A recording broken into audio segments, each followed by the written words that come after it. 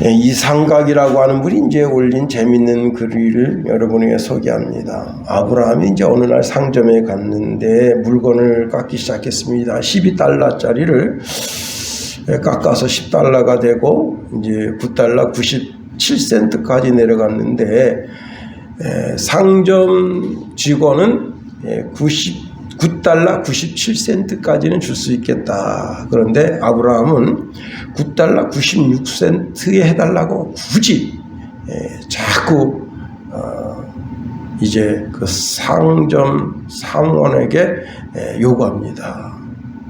그러니까 그거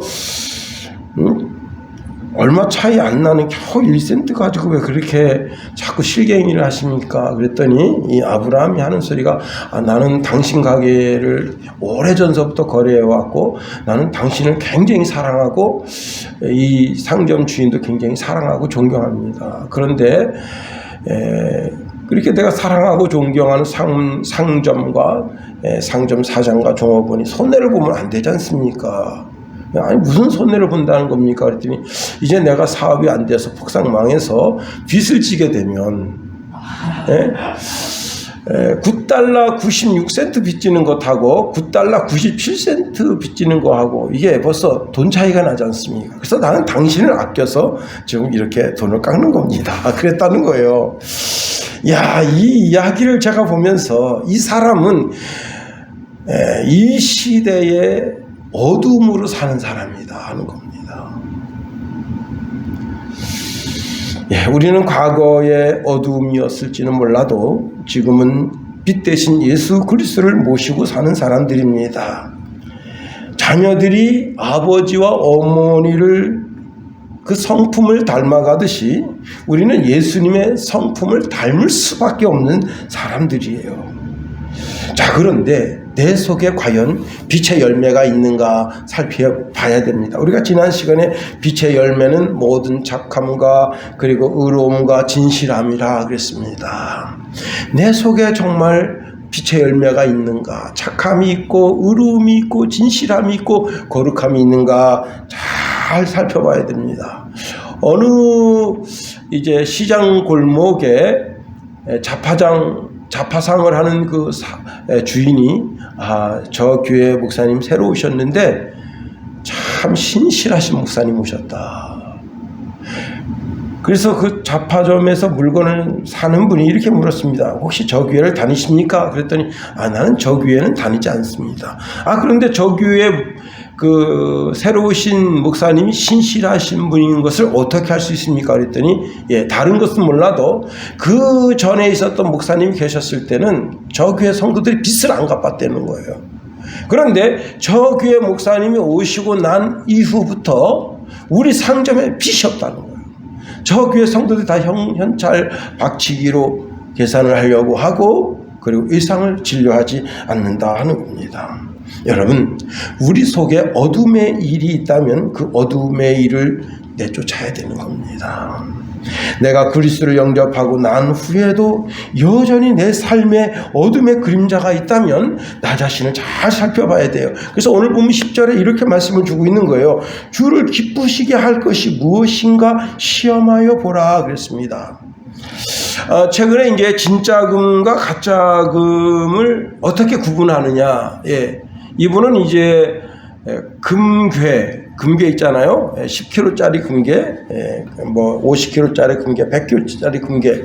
근데 그렇게 큰 금괴만 있는 게 아니고 이제 5g짜리 금괴도 있고 10g짜리도 금괴도 있고 그렇더라고요. 근데 이게 진짜 금괴인지 아닌지를 아는 방법을 이야기해 줍니다. 뭔지 아세요? 금을 붙여보는 거예요. 두 개의 금을 딱 붙이면 금과 금은 서로 당겨요. 붙어요. 그래서 이렇게 금을 두 개를 붙여서 이렇게 수직으로 떼어도 안 떨어집니다. 자석이 있어서 그런 건 아니에요. 자석 갖다 이렇게 대봅니다. 그럼 자석은 안 붙어요. 그런데 금과 금은 붙어요. 근데 금과 금이 아닌 다른 물질은 스텐이든지 아니면 이제 알루미늄이든지 철이든지 그냥 자성이 없는 것들은 그냥 다 떨어집니다. 참 신기해요. 자, 14K, 18K를 어떻게 구분하느냐? 육안으로 구분하는 건 거짓말이라는 거예요. 색깔로 구분하는 것도 더더욱이 거짓말이라는 거예요. 반드시 씨약을 뿌려놓고 거기다가 그걸 이렇게 이 금을 그린 다음에 씨약을 묻혀보는 거예요. 그 뭉치는가 뭉치지 않는가 그걸 보고 이게 18K, 14K 그걸 구분한다는 거예요. 물론 그 거기에 14K라고 써 있어요. 근데 그것은 14K가 아닐 수도 있다는 거예요. 근데 여러분 금반지 살 때 또 금목걸이 살 때 우리가 이제 그 상점 주인을 100% 믿고 사잖아요. 근데 그 사람은 전문가입니다. 전문가가 그런 이야기를 합니다. 자, 씨약을 가지고 진금인지 아니 가짜금인지를 구분하는 것처럼 오늘 본문에 보면 시험해보라는 거예요. 시험한다고 하는 것은 뭐냐면 금속의 질을 판명할 때 이게 진짜인지 가짜인지 여부를 규명하고 실증한다 그런 뜻입니다. 시험한다고 하는 단어가 금속의 질이 진짜인지 가짜인지를 규명하고 실증한다. 자, 하나님께서 내가 도둑질 하시면 기뻐하시겠어요? 그냥 답이 나오잖아요. 그죠? 내가 사기를 치며 살면 하나님 기뻐하시겠어요? 아주 분명한 답이 나오는 거예요. 그럴 때, 자, 우리 하나님이 기뻐하실지 기뻐하지 아니하실지는 이 내가 하려고 하는 그 일을 놓고 하나님께 물어보지 않아도 알 수 있어요. 로마서 12장 2절 말씀에 보면 이런 말씀을 줍니다. 너희는 이 세대를 본받지 말고 오직 마음을 새롭게 함으로 변화를 받아 하나님의 선하시고 기뻐하시고 온전하신 뜻이 무엇인지 분별하도록 하라. 분별하라는 거, 분별. 이 일을 하면 하나님 기뻐하시겠는가 말이에요. 이 일을 하면 내 어머니가 기뻐하시겠는가? 내 아버지가 기뻐하시겠는가? 한번 나 스스로 그 일에 대한 질문을 던져보라는 거예요. 그러면 답이 나온다는 거예요. 자, 우리는 이 내가 하려고 하는 일이 어둠의 일인지 빛의 일인지 구분하고 어둠의 일이라면 책망해야 된다는 거예요. 자, 어둠의 일이 뭐예요? 어둠의 일은 육신의 본성의 일이라 할 수 있어요. 우리는 아주 연약한 육신, 다시 말하면 죄를 짓기 쉬운 본성을 가지고 있다는 겁니다. 살결에는 정욕이 흐르고요, 피에는 혈기가 흐르고 뼈에는 교만함이 있는 겁니다. 이것이 인간의 본성에 사로잡히게 하는 거예요. 그래서 이 인간의 본성이 우리를 부정하게 하고 불법하게 하는 거예요. 그래서 부정과 불법을 하게 만드는 그 속성이 내 속에 있는 거예요. 그래서 나는 부정의 종이고 불법의 종이고 즉 죄의 종이 되는 겁니다. 인간의 본성이 욕심을 내어서 욕심이 잉태하여 죄를 낳고 죄가 장성해서 사망을 낳는 거예요. 성경은 이렇게 말씀합니다. 죄의 값이 있다. 그것은 사망이다. 오늘 본문에도 죄의 본성에 대해서 말씀하는 구절이 있습니다. 3절 말씀 보세요. 음행과 온갖 더러운 것과 탐욕은 너희 중에 그 이름도 부르지 말라. 이는 성도에 마땅한 바니라. 음행, 더러운 것, 탐욕, 이것은 어둠의 일이다. 4절 보세요. 4절. 누추함과 어리석은 말이나 실용의 말, 이것도 어둠의 일이라는 거예요. 자, 이런 일을 감추면 감출수록 더 무섭게 그 조직이 썩고 부패하게 되는 거예요. 그래서 이런 어둠의 일을 취하지도 말고 또 어떻게 해요? 오늘 보면 11절 말씀 한번 읽어볼까요? 11절 시작. 너희는 열매 없는 어둠의 일에 참여하지 말고 책망하라. 어둠의 일에 참여하지도 말고 오히려 그 어둠의 일을 참여하려고 하는 사람이 있다면 책망하라는 거예요. 그러면 자, 11절 말씀 잘 보세요. 이 어둠의 일을 하려는 사람이 누구냐는 거예요. 11절에 자, 너희는 열면 어둠의 일에 참여하는 자가 참여하지 말고 도리어 책망하라. 이 너희가 누구예요? 그리스도인이라는 겁니다. 그리스도인. 이 세상 사람이 아니라 그리스도인이에요. 그리스도인들이 어둠의 일에 아주 집착하는 거예요. 그러면 우리는 어둠 가운데 있는 형제의 어둠의 일에 참여하지 말고 그 어둠의 일을 책망하라는 거예요. 두 가지를 말씀하고 있습니다. 참여하지 말아라, 책망하라. 예, 참여하지 말라고 하는 것은 누구누구와 함께 나누다라는 뜻입니다. 예, 한몫을 끼운다 그런 뜻이에요. 한몫을 끼운다. 한몫을 나누려면 어떻게 해야 되는 거예요? 그 사람이 지금 도둑질을 하려고 그래요. 도둑질하는 일에서 한몫을 챙기려면 어떻게 해요? 같이 말을 섞어서 도둑질하는 일에 대해서 이야기해야 되는 거야. 야, 너는 가서 망을 봐라. 너는 실제적으로 이제 자동차를 준비해라. 너는 뭐 밧줄을 준비해라. 너는 이렇게 말을 해야 되죠. 말을 섞어야 되죠. 그죠? 그 다음에 실제적으로 자기 역할 분담을 해야 되죠. 그리고 실제적으로 훔치는 놈, 망보는 놈, 자동차를 준비하는 놈, 그리고 이제 그것을 나중에는 팔아올 놈, 뭐 이런 거 참 다 구체적인 계획을 해서 도둑질 해야 되는 거잖아요. 다시 말하면 한몫을 끼운다고 하는 것은 첫째는 말을 섞여야 되고 함께 일을 해야만 그 몫을 나눌 수 있다는 거예요. 문제는 이것이에요. 자, 함께 하려는 일이 좋은 일이면 얼마나 좋겠어요. 응? 어둠의 일이 되니까 어둠의 일을 하려고 하는 사람과 함께 멍에를 매면 그 어둠의 일을 하려고 하는 함께 멍에를 매는 사람들 가운데는 다 기독교인들만 있고 그 기독교인들이 어둠의 일을 주관할 때 그 누구 한 사람 우리가 이러면 안 되지. 이러면 그 모임이 어떻게 되겠어요? 거룩하게 되는 거 아니에요. 그래 우리가 정신 차리자. 미국의 한 대통령이 젊었을 때 친구랑 같이 이제 월급을 탔어요. 월급을 타서 야, 우리 오늘 LA 라스베가스 가서 그냥 이거 그냥 슬림머신도 하고 말이지. 멋지게 그냥 한탕 멋지게 놀고 그 다음에 색시도 사가지고 말이죠. 못된 짓도 하고 그렇게 하자. 가다가 한 친구는 언덕 위에 있는 조그만 교회에 있는데 그 교회 부흥회랍니다. 야, 여기 부흥회 아니야. 부흥회 갈까? 근데 야, 미쳤어. 야, 우리 라스베가스 가서 이거 하기로 했잖아. 가자. 아, 난 부흥회 갈란다. 나중에 그 교회 갔던 친구는 클리블랜드인가 그래요. 미국의 대통령이 되고 빠찡구에 갔던 친구는 도박에 빠져서 수많은 밑을 치고 그 다음에 자기 친구가 대통령 될 때 교도소에서 그걸 브라운관으로 쳐다봤다.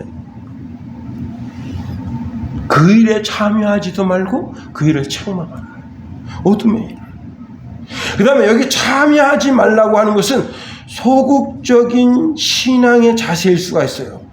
예, 참여하지 말라는 것은. 그러나 적극적으로 책망하라는 거예요. 도리어 책망하라. 여러분 책망하게 되면 어떻게 돼요? 그 책망 들고 깨닫고 하나님께로 돌아올 수가 있는 거예요. 자, 우리 하나님은 빛이세요. 조금의 어둠도 없으신 분이에요. 우리는 그 분의 자녀라고요. 자, 우리가 하나님과 사귐 정도가 아니라 하나님의 성품을 닮아가야 할 하나님의 자녀라는 사실을 잊으면 안 되는 겁니다. 그런데 자녀가 술술술 거짓말이나 하고 진리 가운데 행동하지 않는다면 그건 자기 자신을 속이는 거 아니에요. 제가 이제 어릴 때 참 어머니가 이제 돈을 함부로 두시는 습관이 있었어요. 근데 그게 이제 주로 돈을 어디에 두시는가 하면 부엌의 찬장에다가 이런 종기 안에다가 돈을 두셔요. 근데 어느 날 이제 우연히 아주 정말 우연히 부엌에 갔다가 야, 돈이 막 여기저기 막 굴러다니는 거야. 그래서 이제 200원을 다 200원이 지금 2,000원입니다. 사실은 2,000원 그 이상의 가치가 있어요. 그 여러분 그 땅콩 과자 그게 얼마였냐면 10원이었어요. 10원. 지금 그 땅콩 과자 얼마죠? 1,000원입니다. 1,000원. 예? 이제 그걸 다 훔쳐가지고 그리고는 이제 우리 동네에 이제 쉽게 사 먹을 수 있는 집이 그 7인회라고 7인회 아주머니가 그 들어오는 우리 골목으로 들어가는 입구 앞에서 풀빵을 팔았어요. 제가 거기서 이제 100원 가져가서 10원어치 풀빵을 샀어요. 아니 이 아줌마가 입이 너무 싸요.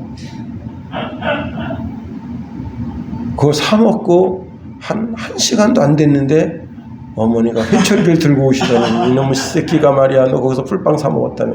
이 아줌마가 그냥 우리 엄마를 만나서 스스로 다 부른 거예요.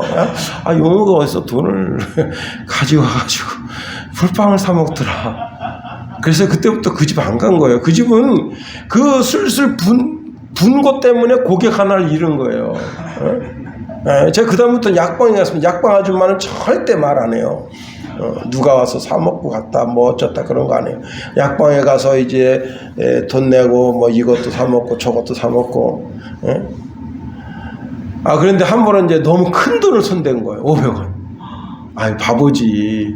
100원, 200원은 그냥 잊어먹을 수도 있고 그런 건데, 너무 큰 돈을 손대가지고 어머니가 이제 자녀들이 다 있는 가운데, 야, 오늘 내가 엄마가 그냥 뭐 하려는데 500원 없어졌다. 어떤 놈이 그걸 가져갔냐. 다 근데 이불이 다 깔아져 있었고, 제가 이제 다 어머니가 다 물어봐요. 너지 그랬는데 나한테 딱 그냥 너지 그냥 난 아니야. 그러고서는 내가 이불 속으로 쏙 들어갔어요. 근데 이불 속에 쏙 들어가서 가만히 느끼는 게 내가 지금 행동으로 내가 범인이에요. 그렇게 말하고 있구나. 어머니가 그때 다시는 어머니가 알고 있는 거예요. 다시는 훔쳐가지 마라. 아주 그냥 알기만 해봐라 이놈 새끼들 아주. 근데 내가 그 속에 얼굴이 빨개졌어요. 야, 여러분 그러니까 어떻게 됐겠어요? 다시는 훔치면 안 되겠다. 그 책망이 내게 큰 교훈이 된 거예요. 그렇게 내가 훔치는데도 어머니가 잘한다. 그랬으면 제가 어떻게 됐겠어요? 여러분 책망하라. 책망해서 그 사람의 잘못을 드러내고 그리고는 다시는 그런 어둠에 참여하지 않도록 그를 이끌어 가라는 거예요. 자, 빛의 속성이라는 것이 뭐냐면 빛이 싹 비치면 어둠이 싹 순간적으로 물러나는 거예요. 교회당에 빛이 전등을 탁 켜면 어둠이 싹 물러가고 환해지는 것과 같은 겁니다. 빛 대신 하나님이 우리에게 진리의 빛을 비춰주면 우리 심령 가운데 있는 어둠의 영이 싹 거치고 그리고 내 속에 있는 더럽고 추악한 것이 싹 예수의 거룩한 피로 다 덮여지면서 그렇습니다. 여러분 최근에 이제 JTBC에 나온 뉴스인데 어느 큰 대형 마트에서 직원 11명이 참 11명이 짜고선 어떻게 했는가 하면 자기들도 이제 퇴근할 때쯤 되면 시장을 봐요. 시장을 보는데 이제 이게 물건을 이제 그 수레로 갖다 딱 놓으면 계산하는데 계산을 하긴 해요. 근데 찍찍찍 그냥 막 넘겨주는 거예요. 지그들끼리. 그래가지고 얼마를 8월 한 달 동안 얼마를 띵쳐먹었냐면 230만 원어치 띵쳐먹은 거예요. 11명이서. 자, 이게 첫 달 한 달만 그랬으면 아무 문제 안 생겼는데 이게 오랜 기간이 된 거예요. 물건은 들어오는데 물건이 들어온 것만큼 창고에도 없고 매장에도 없어요. 이걸 이상하게 여긴 이제 관리인이 어느 날 왜 물건이 없어지는가를 살피다가 드디어 꼬리가 잡힌 거예요. 여러분, 제가 지난 시간에도 말씀드렸죠. 서울에는 2명 중 한 사람이 기독교인이고 전국적으로는 4명 중 한 사람이 기독교인이에요. 그러면 11명의 직원 중에 최소한 기독교인 몇 명 있겠어요? 3명은 있을 거예요. 그 사람들이 뭐라 했겠어요? 야, 예수 믿는 것들이 더하더라. 그래. 자, 280만 원어치 11명에서 280만 원어치 230만 원어치면요. 한 20만 원어치 득 본 거예요. 20만 원, 한 달에 20만 원 득 봐서 행복했나요? 그거 바코드 그렇게 넘어갈 때, 야, 이게 바코드가 이렇게 넘어가서 내가 공짜로 물건 얻는 거나 행복했나요? 아닙니다. 그 참, 심령적으로, 삶적으로 너무너무 들어온 거예요, 그게. 결국은 해고되고, 해고된 게 문제가 아니에요. 전부 고발당한 거예요. 응? 이 사람들은 동일업종에 5년 동안 취업 못하는 거예요. 이게 얼마나 슬픕니까? 그렇습니다. 그 중에 한 사람이라도 우리가 이러면 안 되죠. 회사에서 나한테 월급을 주는데 이 회사를 위해서 우리가 이렇게 부정한 짓을 저지르면 되겠어요?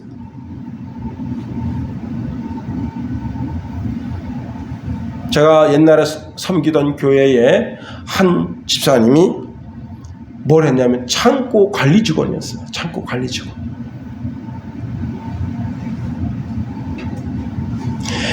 그런데 그 창고에는 아주 오래된 물건이 많아요. 그러나 오래된 물건이지만 감 나가는 거예요. 하다못해 이제 카세트 테이프, 라디오 있잖아요. 세이코, 그런 건 아주 옛날에 진짜 유명한 제품인데 그냥 창고에 한번 들어가서 처박히면 몇 년 있다가 그냥 그게 쓰레기가 돼요.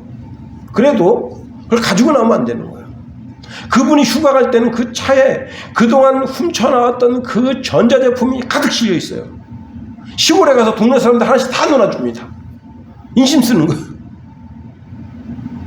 그릇 세트, 여러분 이런 대형 슈퍼마켓이니까 그 그릇 세트가 있죠. 그 세트만 하나만 해도 그때 당시에는 그게 몇만 원짜리고 그런 거예요. 물론 문제는 이분이 안수 집사님입니다.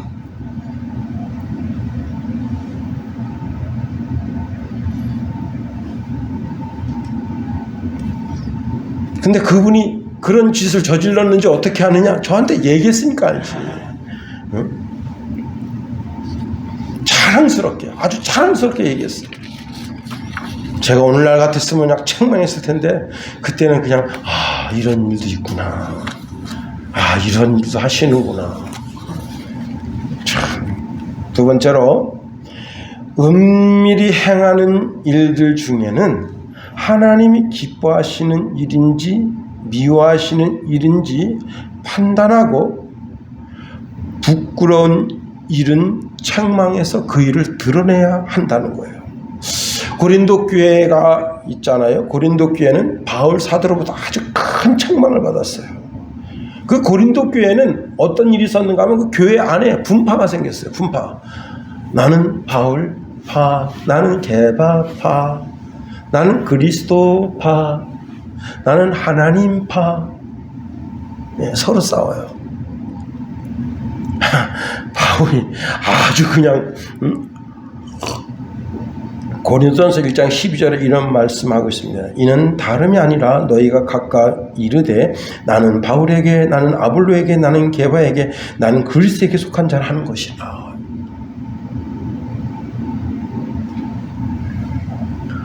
자, 고린도 지역에서 특히 누가 사역을 많이 했습니까? 바울이 사역을 많이 했으니까 바울파에 속해 있는 이 성도들이 아주 기각양. 그런데 여기 사실은 아볼로가 있었거든요. 먼저 바울이 오기 전에.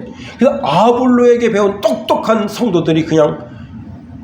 그런데 지금 현재적으로는 이 고린도 지역의 목회를 누가 하고 있는가 하면 게바, 베드로가 목회하고 있거든요. 그러니까 베드로를 등에 업은 성도들이 나는 이도 저도 싫어, 다 싫어, 나는 그리스도에게 속한 사람이야.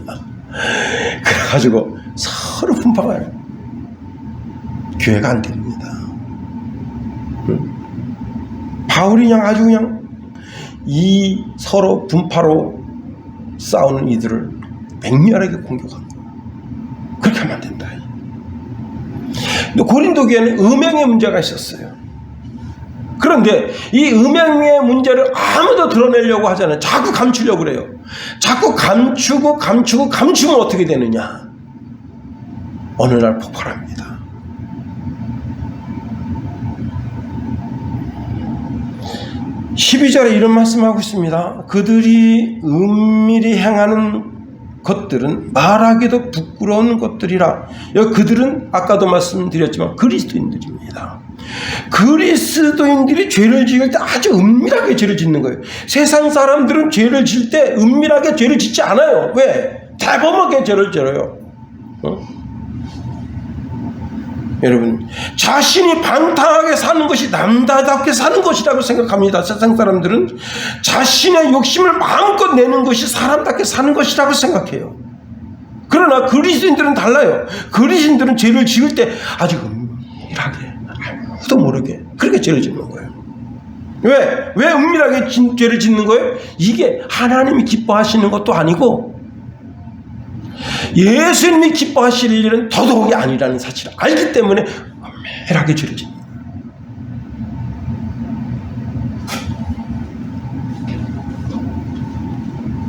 여러분, 자, 은밀하게 죄를 짓는 것을 어떻게 해요? 오늘 본문 13절에 이렇게 말씀하십니다. 그러나 책망을 받는 모든 것이 빛으로 나타나나니 나타나지는 것마다 빛이니라. 책망할 때, 그 어둠의 일을 행하는 사람을 책망할 때, 그때 비로소 내가 잘못했구나 깨닫고 돌아서게 된다는 거예요. 삶을 바꾼다는 거예요. 생각을 바꾸게 된다는 거예요. 쇼트 영상을 보고 있는데, 이제 중국의 에스컬레이터 있잖아요. 에스컬레이터는 위에 이제 이렇게 큰 고무 띠가 있어요. 그게 돌아요. 손잡고 이렇게 내려가라고.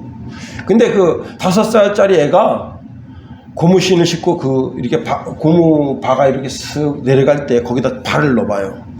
그럼 엄마가, 야! 하지 마! 이래야죠? 쳐다보고, 재밌니? 재밌니? 이래요. 한 번 넣었어요. 넣었다 뺐어. 2번 넣었다 뺐어. 3번 넣었다 뺐어. 4번 넣었다 뺐어. 5번째 넣었는데 발이 확 끌리더라는 거예요. 우리나라 에스컬레이터에 있으면요, 발 잘렸어요. 다행히 중국산이라 유파한 요한이 막 뛰어와서 스톱 장치를 눌렀어요.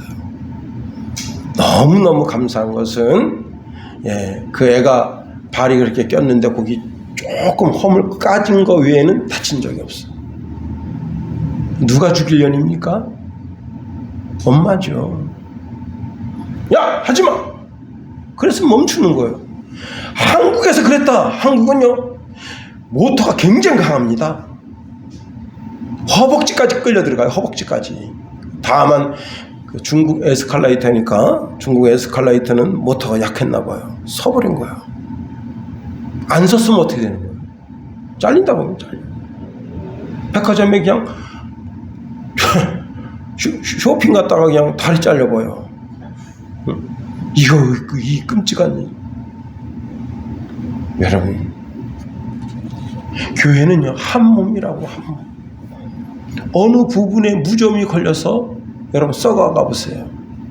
언젠가는 그 무좀균이 내가 건강이 약화됐을 때 그 균이 몸을 타고 들어가서 폐혈증을 일으켜서 죽이는 거예요. 그래서 여러분, 혹시 발에 무좀 있으면 무좀약 4주 먹으면 돼요. 그리고 발톱 무좀이 있으면 한 4개월 정도 열심히 바르면 발톱 무좀 싹 빠져나갑니다. 저는 이제 우리 2 아들이 이제 결혼해서 손자 손녀를 낳을 걸 이제 보고, 어느 날 이제 텔레비전을 보는데 뭐가 나오는가 하면, 사람들이 이제 그 발에 이제 무좀이 있는데 막 밟고 다니면 어린애가 막 기어다니면서 핥잖아요. 그럼 무좀균이 들어갈 수가 있대요. 그래서 그것 때문에 애가 이제 성장에 지장을 주고, 그것 때문에 질병을 앓고 죽는 경우도 간혹 있대. 그래서 그 얘기를 듣는 순간, 미래적으로 이제 아직 장가는 안 갔지만은 앞으로 장가를 갈 걸 믿고, 발톱 무좀을 싹 치료했어요. 교회는 거대한 몸과 같아요. 어느 한 부분이 썩고 있으면 썩는 부분을 도려내야 돼요. 그래야 바로 서게 되는 거예요. 그렇습니다. 3번째로 영적인 잠자리에서 일어나라고 말씀하고 있습니다. 우리 14절 한번 읽어볼까요? 14절 시작. 그러므로 이르시기를 잠자는 자여 깨어서 자들 가운데서 일어나라. 그리스도께서 너희에게 주시리라 하셨느니라. 자, 오늘 본문에서 어둠의 일, 육심의 일에 관해서 오늘 본문 14절에서는 잠자는 자라 그래서 잠자는 자. 세상 사람들은 죽은 자예요. 세상 사람들은 죽어 있는 자들이에요. 그러나 그나마 다행인 것은 그리스도인들은 잠자는 자들이에요. 여러분, 잠자는 자는 참 비참에 들어갈 수가 있습니다.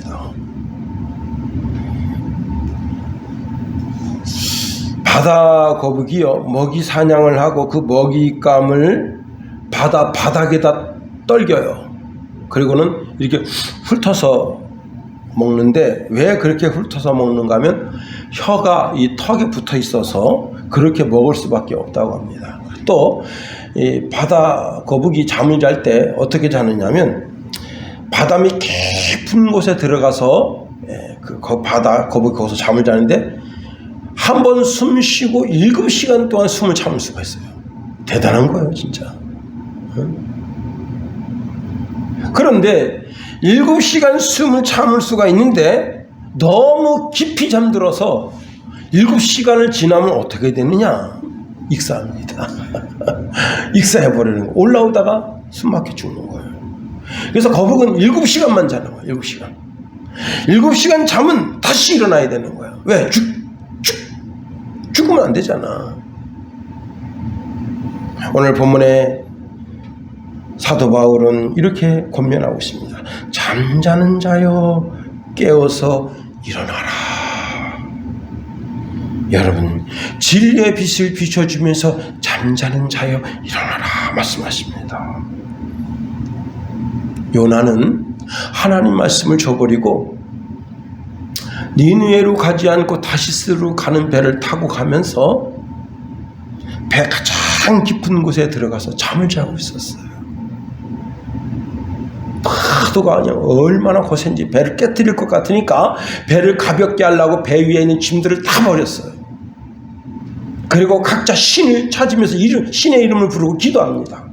그런데 요나는 배 그 밑에서 그냥 잠을 자고 있어요. 선장이 내려왔습니다. 선장이 뭐라 합니까? 잠자는 자야 어찌 미냐. 일어나 내 하나님께 구하라. 혹시 하나님이 우리를 생각하사 망하지 않게 하시리라. 여러분, 이 선장이 한눈에 딱 보니까 이 사람은 선지자예요. 선지자는 옷이 틀려요. 입고 다니는. 선지자는 뭐 하는 사람이에요? 하나님 말씀 증거하는 사람이지만 평소에 뭐 하는 사람이냐? 기도하는 사람이에요. 지금 하나님을 모르고 이방 신을 섬기는 사람도 지금 다 깨어서 기도하고 있어요. 살라고.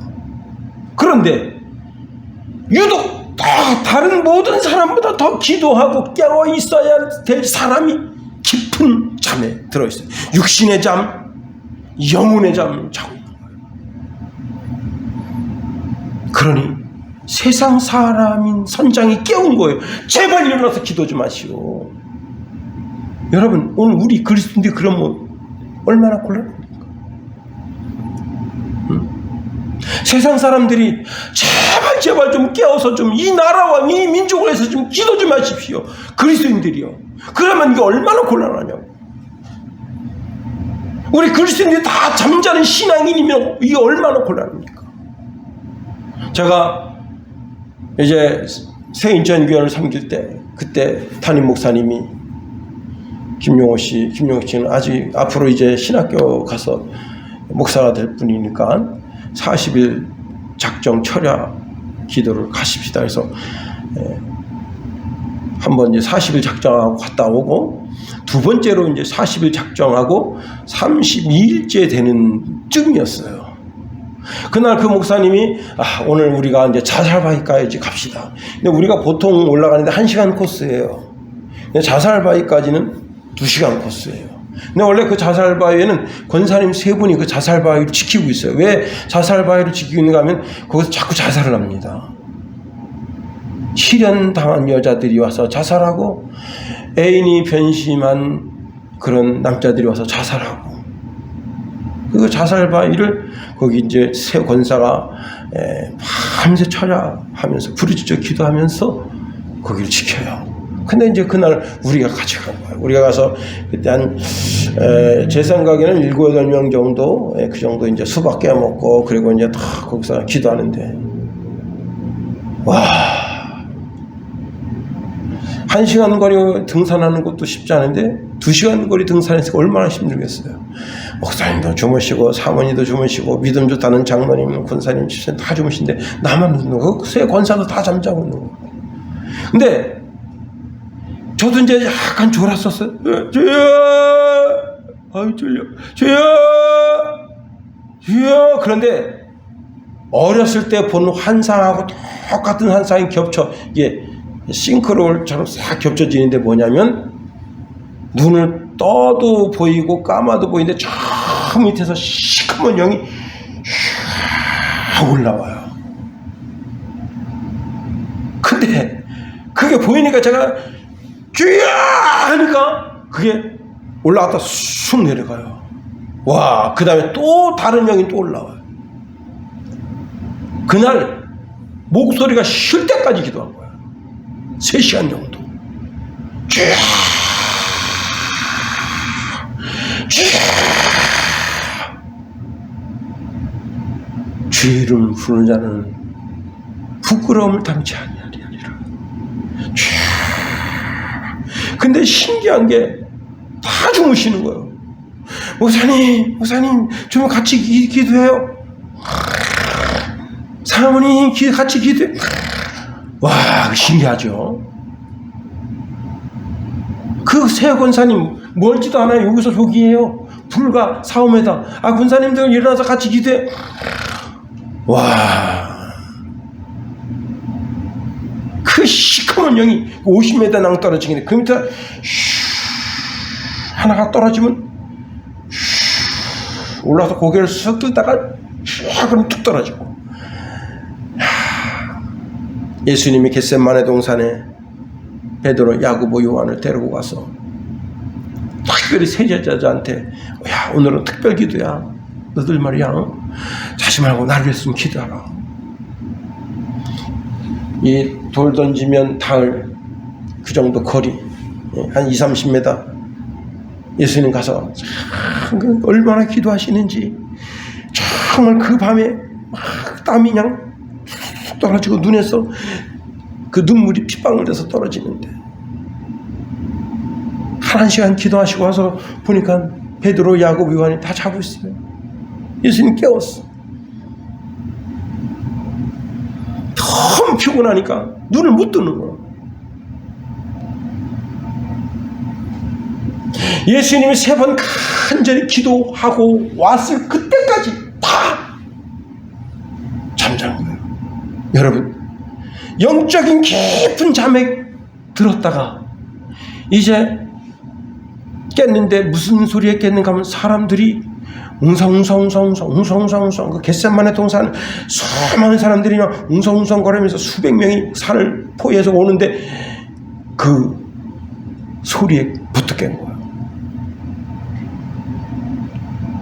눈을 떠서 보니까 주님 앞에 유다가인데 유다가 입술을 맞추면서 예수님 배반합니다. 그놈들이 검을 들고 왔고 그 다음에 몽둥이를 들고 와서 막 위협적으로 하는데 베드로가 벌떡 일어나가지고 칼로다 그냥 쑤신 거예요. 근데 귀가 떨어져 나갔어. 누가복음에 보면 예수님께서 그 말고가 귀가 그냥 떨어져 나가는 순간 피가 그냥 쫙 비칩니다. 그 여러분 생살 찢으면 얼마나 아파요. 요 끝에 여기 가시 하나만 들어가도 사람 그렇게 아픈데 귀가 잘려나갔으니 얼마나 아픕니까? 귀를 붙잡고 그냥 소리 지는데 예수님 귀를 딱 붙여주는 순간 고통이 싹 사라지면서 예수님이 이렇게 말씀하십니다. 베드로에게 이걸 참아라. 검으로 일어나는 자는 검으로 망한다 내가 하지 않았느냐. 그리고 이렇게 너들이 내가 그렇게 하나님 말씀 증거하고 그렇게 이제 내가 당국자들에 의해서 십자가에 져야 된다고 했는데 너들이 이렇게 막 오늘 이 밤에 여기서 한바탕 붙어. 여러분 사람 피 보면요 달라진다고요?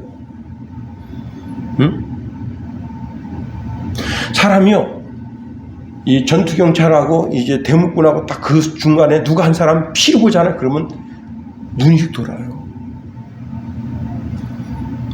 전투경찰이 눈이 휙 돌면 이 대목군들이 못 견디고, 대목군이 눈이 휙 돌면 전투경찰이 못 견뎌요. 전쟁도 마찬가지예요. 내 친구가 총에 맞아 죽죠? 그러면요, 분노가 끌어올라. 분노가. 그래서 전쟁에서 이기는 거예요. 뭐 군인 정신 웃긴 소리 하지 말아요. 어디 군인 정신 있어. 이런 당나라 같은 군대도요, 어떻게 바뀌느냐. 피를 보면 내 전우가 총에 맞아서 창자가 끊어져 나가는 거 보게 되면 그때부터 분노가 일어나는 거예요. 그 분노로 싸우는 거예요. 근데 주님께서 귀를 붙여주시면서 이것까지 참아라.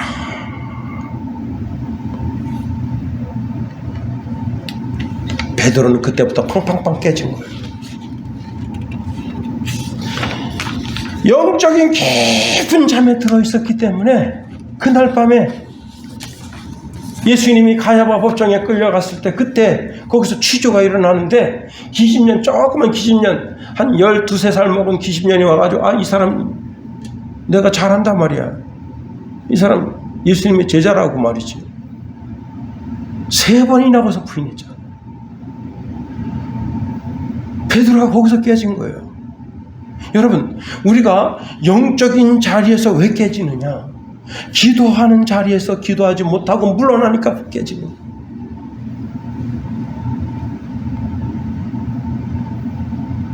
여러분, 잠자다가 깰 때가 된 거예요. 주님께서 진리의 빛을 비춰주십니다. 내 영혼 속에 비춰주십니다.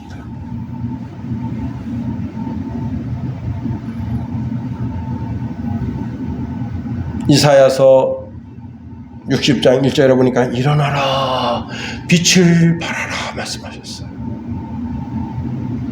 여러분, 이 어둠의 세계에서 일어나야 돼요. 여러분, 기도하는 기도의 사람이 되어야 되는 거예요. 그래야 영적으로 깨어 있을 수가 있어요. 아침에 일어나자마자 밥부터 먹고 하루 일과 시작하기 바쁩니다. 그러면 시간을 조정을 좀 해야 되는 거예요. 30분 정도 내가 하나님 앞에, 하나님과 나와의 관계 속에서 하나님이 나의 주되심을 나타내겠다.